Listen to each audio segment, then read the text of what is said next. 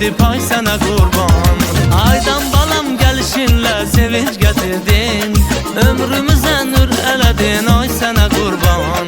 Bu dünyada varlık olan büyük hazine, Allah seni mənə veribdi pay sana kurban. Allah seni mənə veribdi pay sana kurban. Canım gözüm şirin sözüm gözlerimin nurusan, benim yüreğimde yaşayan güzel balam aydanım. Sen döyünen yüreğimin bir büyük dünyasısan, şirin şeker nazlı balam güzel balam aydanım. Canım gözüm şirin sözüm gözlerimin nurusan, benim yüreğimde yaşayan güzel balam aydanım. Sen döyünen yüreğimin bir büyük dünyasısan, şirin şeker nazlı balam güzel balam aydanım. Canım gözüm şirin sözüm aydanım, sana kurban olum özüm aydanım.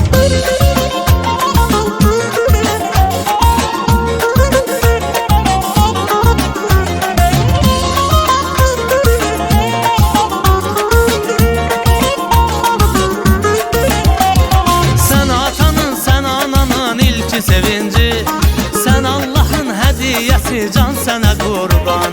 Neyin varsa bu dünyada ay aydan balam, sana kurban eyleyim her an sana kurban.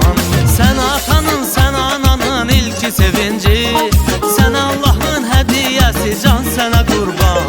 Neyin varsa bu dünyada ay aydan balam, sana kurban eyleyim her an sana kurban. Sana kurban eyleyim her an sana kurban. Canım gözüm şirin sözüm gözlerimin nurusan, benim yüreğimde yaşayan güzel balam aydanım. Sen döyünen yüreğimin bir büyük dünyasısan, şirin şeker nazlı balam güzel balam aydanım.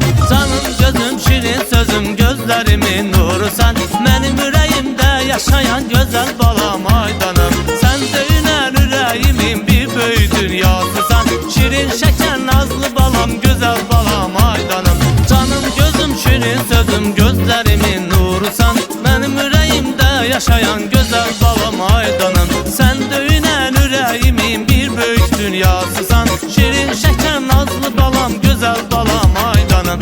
Canım gözüm şirin sözüm gözlerimin nurusan, benim yüreğimde yaşayan güzel balam aydanım. Sen döyünen yüreğimin bir büyük dünyasısan, şirin şeker